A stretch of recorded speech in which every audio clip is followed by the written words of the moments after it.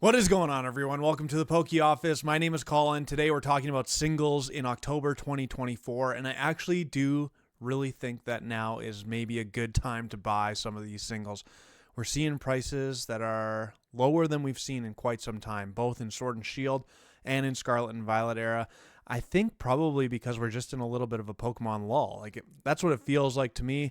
Both Shrouded Fable and Stellar Crown have not really hit the mark in terms of the level of excitement that we've seen in previous sets, specifically Twilight Masquerade, which was just like, Twilight Masquerade went off. I thought that it wasn't going to be that good. I think a lot of people thought it wasn't going to be that good. And then all of a sudden people just started chasing the Greninja and Twilight Masquerade based on the sealed products as well as the single prices is arguably a really, really good set.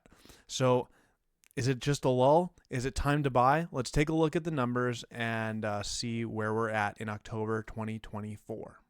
All right, starting from the top, we're going into Stellar Crown, which has been out since September 13th, so getting close to a month. Not really. It's been 3 weeks, basically. But Stellar Crown, kind of interesting at the top. We'll start a few cards below the top with Briar Special Illustration Rare. So on these ones, since it hasn't even been out a month, I didn't put a graph up, but release day, that was the price on September 13th. Now current is today where this card is at. So $28.82, actually up a little bit since release day. The Daxbun actually up since release day, 31.1%. It's currently a $30 card. Galvantula down 17.4%. It's a $30 card as well. Bulbasaur, this is one of the big cards, the big chase cards, to go with that set of Charmander, Squirtle, Bulbasaur, all in the living habitat, which looks absolutely awesome. This is a $30 card as well. Not a ton of movement since release day. Hydrapple, I have not pulled this one yet, so we might have to do that at the end of the video. This one's down a pretty significant amount to $33.32, a 20% drop. Squirtle, almost no change since release day. It's basically a $40 card. Lacey, a big drop down to $43. And then the Terapagos, this is the one that I'm most interested in, specifically because I thought this card was going to drop substantially right off the bat, but it's holding its value quite nicely. So here's my hypothesis on this, is that it could be a couple different things. But number one, people are not crazy interested in Stellar Crown, and just the same as Shrouded Fable, which we'll talk about in a second. So maybe people aren't opening it as much. Maybe the actual supply is less than anticipated. So maybe this card is harder to find than people give it credit for. And maybe people actually like this card. It's one of the two or a combination of both, in my opinion. So tell me down below in the comments. What do you think about the Terapagos EX? I've pulled it 3 times already. So I think I'm pretty lucky with Stellar Crown. But, it's come pretty easy for that card. Shrouded Fable gives me, shout out to Forrest, the ick. Okay, Dusknoir actually making a move. It's up 71.8%. My spreadsheet notified me that this one was on the rise. So big gains. It's now up to $27.69. Cassiopeia, this one is disappointing. Down substantially, 18.3% drop over the last month to $68.86. It's not even the top 2 cards. It's the third best card out of Shrouded Fable, which just seems a little bit disappointing to me. Pheasantipity EX Special Illustration Rare is number 2 card, down to $58. And then the Earthen Vessel, come on. There's got to be a better card in Shrouded Fable than a gold Earthen Vessel. I don't like this. I don't like it being an item card at the top of a set. That just gives me the ick. $63.52 card. It's a pretty nice valued card if you can pull it, but I just think that not a ton of people are opening Shrouded Fable.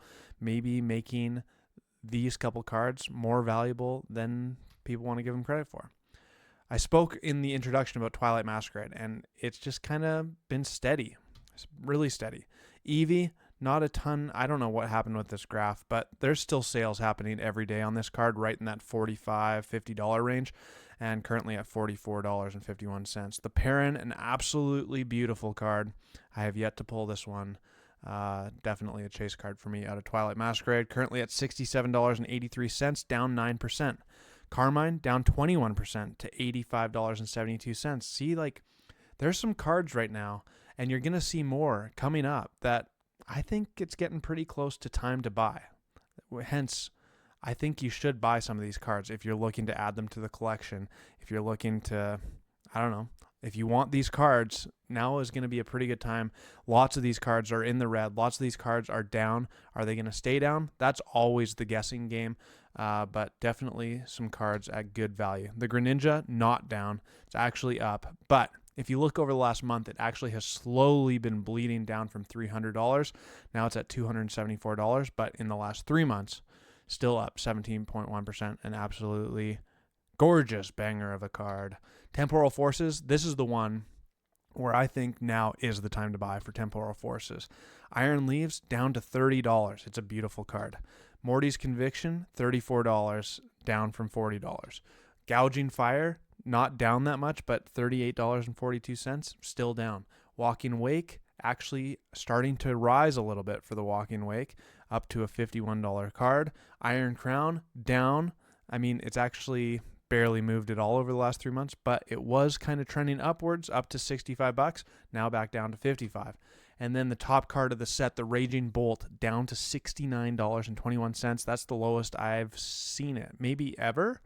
Maybe it was this price really, really early on in Temporal Forces. I can't quite remember, but it's a good price for a really, really nice card. Paldean Fates, not a ton happening here. Just the top 3 cards we're going to talk about. The Gardevoir, down $42.44. Not a bad buy at $42 for this Gardevoir. One of my favorite cards out of Scarlet and Violet era so far. The Mew, actually on the rise a little bit. This is definitely one of my favorite cards out of I keep saying Sword and Shield. Out of Scarlet and Violet era. The Bubble Mew is absolutely gorgeous. $94 for this card right now. And then the Charizard, maybe my favorite card out of Scarlet and Violet era. I absolutely adore this card. And it's down almost below $100. Will it get there? Hard to know. But this card has been over $100 ever since release of Paldean Fates. And it is a magnificent card, I'm going to be honest with you. Paradox Rift, swapped again. The Roaring Moon is no longer the top card of the set right now in terms of value. This one is down to $46. This is a great card for $46, let me tell you. And then the Groudon, almost no change in the last 3 months, but it's $49.35. So Roaring Moon, $46, Groudon, $49. Roaring Moon, $46, Groudon, $49. Both absolutely stunning cards. The Roaring Moon, we pulled it on one of the pack battles a couple weeks ago, which was absolutely phenomenal. In that same pack battle, we pulled the Raging Bolt from Temporal Forces. Unreal stuff. 151, just holding strong. Last month, I actually showed you that the Zapdos had become the 3rd most expensive card in Scarlet and Violet 151. Not any longer. The Venusaur taking back that 3rd spot to $49. Blastoise has always been in that $50 to $55 range, basically. Charizard holding strong, just above $125. Beauty, beauty, beauty. I love the nostalgia. I love the big 3 Pokemon, let's be honest.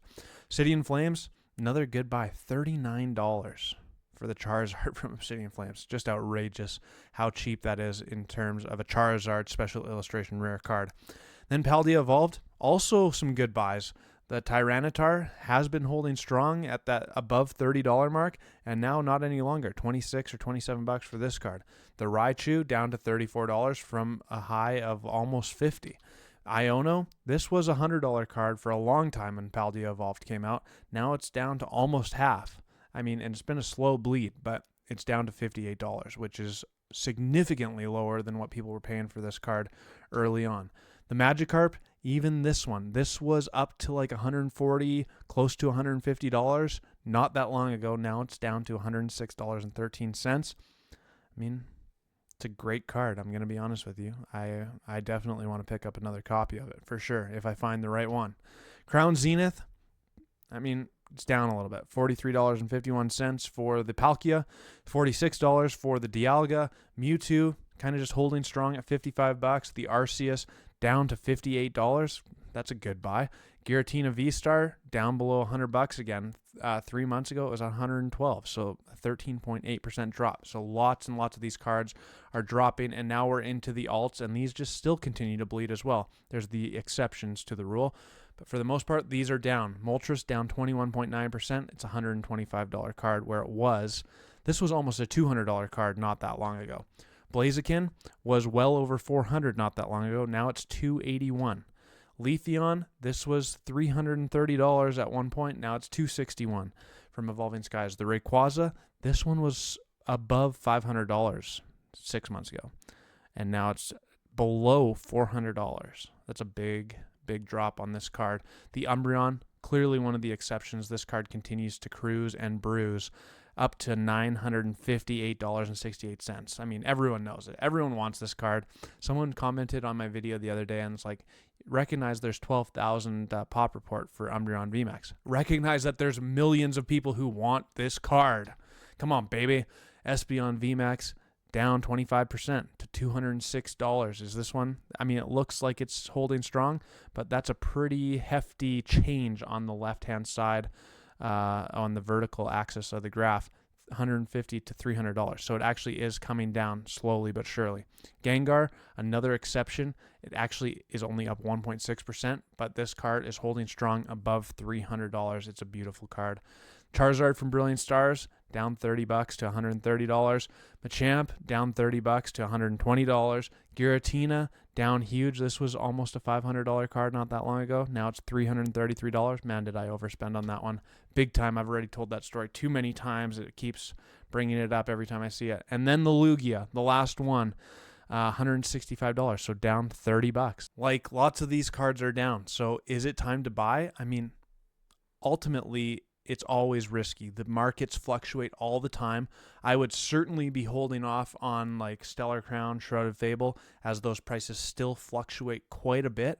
But if you look at lots of the Sword and Shield stuff, or even the early Scarlet and Violet stuff that has been out for a year plus already, lots of those markets are like very stable.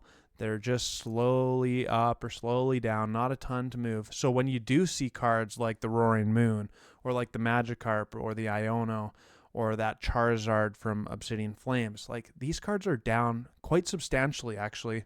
And I think they're a pretty good buy. So if you need that for your binder, or maybe you want to take the risk and buy it while it's low, and then here's another thought. With Surging Sparks, Battle Partners, Terrestrial Festival, the Eevee set, and then Team Rocket coming out, is there going to be this whole new surge of Pokemon energy coming into 2025 where we're going to see not only new sets do really well, but we're going to see old sets do really well as people get back into the hobby? That could be a thing.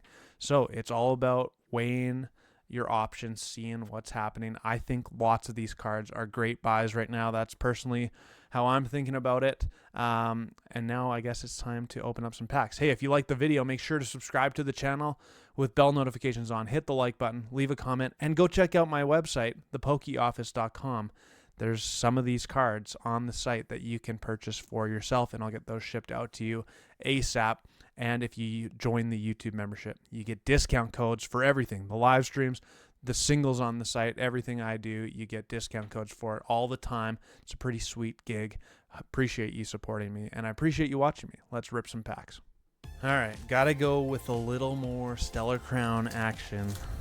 I do really, really want to pull that Hydrapple. I think it's a really cool card that I have yet to see in person, so that's kind of what I'm looking for right now. And nada in the first pack. I have had a serious hot hand lately. 8 hits out of Temporal Forces, 10 packs the other day, and then the video before that, I got the Terrapagos. Like, just outrageously good lately, so I'm hoping it continues for the foreseeable future. But I mean, knowing Pokemon, it will only live a short period of time, and then I'll be right back to hating the pull rates and blah blah blah blah blah, because I have never had that much luck with Temporal Forces. Like, it was ridiculous. Just the hits just kept on coming. Lots and lots of fun. Not today so far. 0-3. Haven't been 0-3 in ages. But let me know what you think about the video today. I am actually, like, part of me is not surprised that the prices are coming down, because they are pretty high. But then there's the surprising ones where it's like the Greninja just absolutely crushing it. The Terrapagos really surprises me that it's still holding such a high value. inside Stellar Crown here. What else? Temporal Forces holding up pretty strong. But then you have cards like Roaring Moon and Groudon from Paradox Rift that are not holding strong. Now, one could make the case that, hey, Paradox Rift came out shortly after 151, and 151 brought a whole lot of people back. So lots of people probably opened Paradox Rift too, and then we're like, I'll wait till the next big set. I don't know that to be true. I'm just guessing and just verbalizing some thoughts on the matter. But, I mean, that could be.